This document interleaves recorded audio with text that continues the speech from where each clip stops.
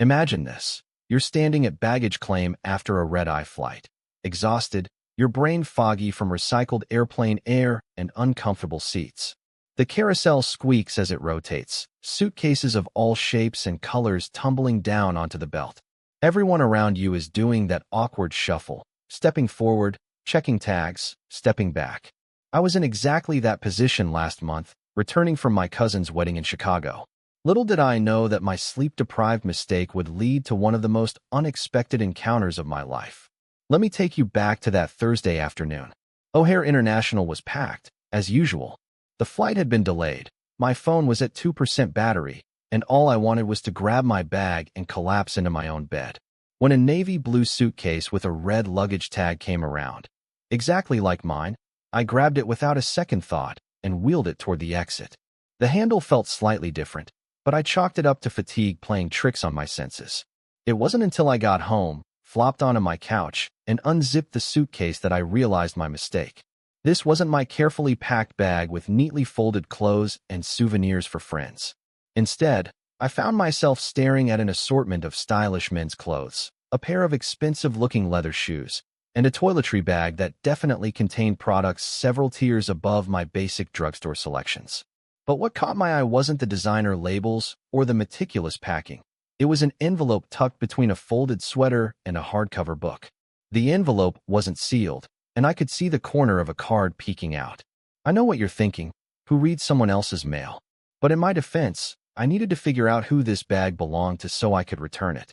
At least, that's what I told myself as I slid the card out and opened it. To the guy with the infectious laugh who makes my heart skip every time he walks into a room. It began. The handwriting was elegant, but distinctly masculine. I know we agreed to take things slow, but after these past few months, I can't help but feel we're meant for something more. I've never believed in fate until I met you. Come back to me soon. All my love, Julian. I sat there, holding this intimate declaration of love meant for someone else, feeling like I'd accidentally stumbled into a movie scene. The note wasn't addressed to anyone specific, just the guy with the infectious laugh, but it was clearly intended for the owner of this suitcase. And now I had to find him. Let me explain why this mattered more than just returning lost property. There was something about the vulnerability in that note, the raw honesty of putting your feelings on paper, that resonated with me. As a gay man who had spent the last year cycling through dating apps with little success, I'd become cynical about romance. This note was a reminder that genuine connection still existed, even if it wasn't in my life at the moment. I checked the luggage tag, which had been flipped around during transit. Marcus Chun, with a phone number and email address. My heart was racing as I composed a text message. Hi Marcus, this is going to sound strange, but I think I accidentally took your suitcase from O'Hare today. Navy blue with a red tag? I have it at my apartment in Lakeview and can arrange to get it back to you.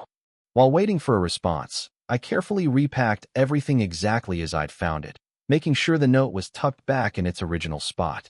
I felt both guilty for invading this stranger's privacy and oddly invested in his love story. Who was Julian? Was Marcus the guy with the infectious laugh? Were they in a long-distance relationship? My mind spun elaborate scenarios as I paced around my apartment. My phone buzzed 20 minutes later. Oh, thank God.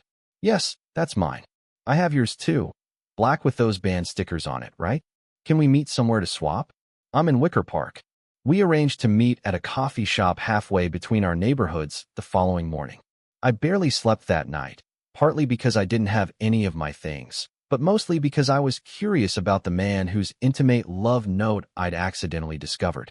The coffee shop was busy with the morning rush when I arrived, pulling Marcus's suitcase behind me. I ordered a latte and claimed a table near the window, scanning each person who walked in. Would I recognize him somehow? Would he look like someone who received heartfelt love notes? About 10 minutes later, a man entered pulling my sticker-covered suitcase. He was tall with dark hair styled in an undercut, wearing glasses and a well-fitted peacoat.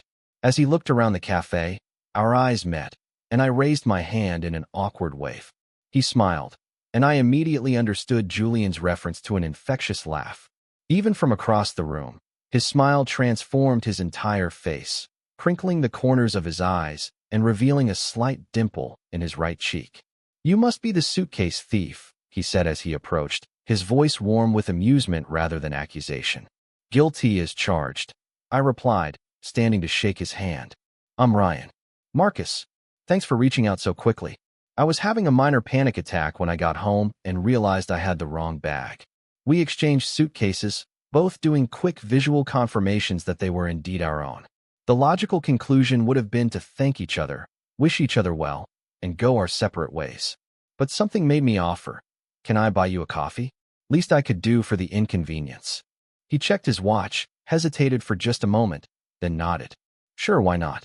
I'll have an Americano. As I stood in line to order his drink, I debated whether to mention the note. Would it be weird to admit I'd seen it? Would he think I was nosy or invasive? By the time I returned to the table with his Americano, I decided to keep that detail to myself. So, returning from a trip? I asked, settling back into my chair. Yeah, business trip to Boston. I'm an architect, and we're working on a new library project there. He wrapped his hands around the mug. You? My cousin's wedding in Chicago. Nothing nearly as impressive as designing libraries. The conversation flowed easily from there. We discovered we were both 32, both transplants to the city, he from Seattle, me from Atlanta, and both had an embarrassing love for reality cooking shows. There was an ease to our interaction that felt rare in adult friendships, let alone with someone I'd just met through such unusual circumstances. I should probably get going, Marcus said after we'd been talking for nearly an hour. I have a client meeting at 11. Right, of course, I said, trying to hide my disappointment. It was nice meeting you, despite the circumstances. He stood, then paused, seeming to wrestle with a thought. This might sound strange, but would you want to grab dinner sometime? Not in a weird way. Just, it's nice meeting someone new in the city. I smiled, surprised by the invitation, but pleased. I'd like that. We exchanged numbers, and as he turned to leave, something compelled me to speak. Marcus? There's something I should probably tell you. He turned back, eyebrows raised in question. When I opened your suitcase, I was trying to figure out who it belonged to, and I saw a note. I didn't read all of it, but enough to realize it was personal. I'm sorry for invading your privacy. His expression shifted through several emotions, surprise, embarrassment, then a kind of resigned amusement. Julian's note. I really am sorry. I just needed to find contact information. Marcus shook his head, smiling slightly. It's okay. Actually, it's kind of funny. Julian is my best friend from college. He has this tradition of slipping dramatic notes into my luggage whenever I travel. It's a running joke between us. He writes these over-the-top romantic declarations like we're characters in a Victorian novel. I blinked, processing this information. So it's not real? The friendship is very real. The passionate romance, not so much. He laughed, and there it was again, that smile that transformed his face. Julian's been happily married to his husband for 3 years. He just likes to mess with me. The relief I felt was disproportionate to the situation. That's hilarious. And here I was, constructing this whole star-crossed lover's narrative in my head. Sorry to disappoint, Marcus said, his eyes twinkling with amusement. My love life is decidedly less dramatic than Julian's notes would suggest. Mine too, I admitted. Though I've never had anyone write me love notes, joke, or otherwise. Something shifted in Marcus's expression then, a subtle change I couldn't quite interpret. Well, he said after a moment, maybe that's something that should be remedied. The dinner we'd casually planned for some time happened the very next evening. We met at a small Thai restaurant in his neighborhood, and the conversation picked up right where it had left off. There was an undeniable chemistry between us, a sense of familiarity that usually takes weeks or months to develop. Over green curry and spring rolls, I learned that Marcus had been single for about a year after ending a long-term relationship. He'd been focusing on his career, traveling for projects, and hadn't made dating a priority. I shared my own dating app fatigue, the series of first dates that never led to seconds, the growing suspicion that maybe meaningful connection wasn't in the cards for me. It's exhausting, I confessed. Everyone's looking for the next best thing, never fully present with the person in front of them. Marcus nodded thoughtfully. I think that's why I haven't jumped back into dating. It feels like a game with rules I don't understand anymore. Exactly. And then you see something like Julian's joke note, and even though it's not real, it reminds you of what's missing, that genuine expression of feeling. Our eyes met across the table, and for a moment, neither of us spoke. The realization that we were no longer talking about dating in general, but something more specific to us, hung in the air between us. "Can I tell you something strange?" Marcus asked, breaking the silence. When I realized someone had my suitcase, my first thought wasn't about my clothes or toiletries. It was about Julian's note, and how embarrassing it would be if a stranger read it. But now, I'm kind of glad you did. "Why is that?" I asked, my heart beating a little faster. "Because otherwise, we probably wouldn't be sitting here right now."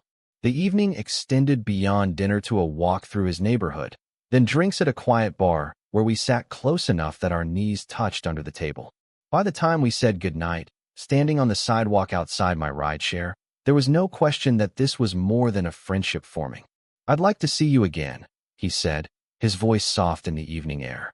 "I'd like that too," I replied, and when he leaned in to kiss me, it felt both surprising and inevitable. In the weeks that followed, we fell into each other's lives with remarkable ease. Weekend brunches turned into movie nights, turned into meeting each other's friends.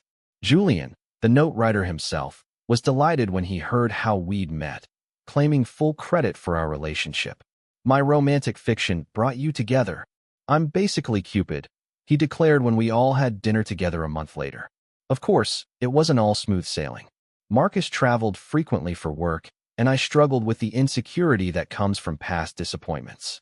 There was a particularly difficult week when he was in San Francisco for a project, and communication between us became strained by distance and busy schedules. I found myself spiraling into old patterns, assuming he was losing interest, preparing myself for the inevitable letdown. When he returned, we had our first real argument. I accused him of pulling away. He countered that I was creating problems where none existed. We both retreated to our corners, wounded and defensive. The next day, I found an envelope slipped under my apartment door. Inside was a note in Marcus's handwriting. "To the guy who overthinks everything but still somehow stole my suitcase and my heart. I'm not going anywhere. This isn't a joke note. This is real. Come talk to me when you're ready. M." It was such a simple gesture, but it broke through all my defenses. I showed up at his apartment that evening, and we talked for hours about our fears, our past relationships, the baggage we both carried, pun fully intended. It was the kind of conversation that either ends a relationship or strengthens it beyond measure. For us, thankfully, it was the latter. 6 months after our baggage claim mix-up, Marcus was helping me move into his apartment. As we unpacked my things, integrating them with his, he pulled something from his pocket, a familiar envelope. "What's this?" I asked, though I recognized Julian's handwriting on the front. "The original note," Marcus said. "I thought we should keep it, as a souvenir of how we met." I opened it, rereading the words that had first made me curious about the owner of the wrong suitcase. "We should frame it," I suggested. "Put it on the wall as a reminder." "A reminder of what?" he asked, wrapping his arms around my waist from behind. "That sometimes the best things happen when plans go wrong. That sometimes you have to take the wrong bag to find the right person." He laughed, that infectious laugh that I now knew so well, and kissed my shoulder. "Julian will be insufferable when he sees it framed. His ego is big enough already. He deserves some credit," I admitted. "Even if he didn't intend it, his note led me to you."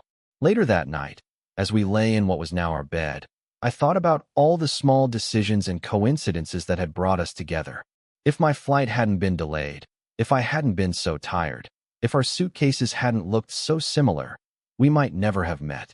It made me wonder how many potential connections we miss every day, how many parallel lives we might have lived if we turned left instead of right, grabbed this suitcase instead of that one. What I've come to believe is that life is full of these pivot points, moments where the universe offers us a choice, often disguised as a mistake or an inconvenience. The magic happens when we embrace these detours, when we remain open to the possibility that getting lost might actually be the beginning of finding something wonderful. So the next time you find yourself frustrated by a mix-up or a mistake, remember our story. Remember that sometimes taking the wrong bag at baggage claim might just lead you to the right person. And sometimes a love note meant for someone else becomes the first chapter in your own love story. It's been a year now since that day at O'Hare, and every time I see our suitcases lined up together in the closet, his navy blue, my black with band stickers, I'm reminded of how differently things could have gone.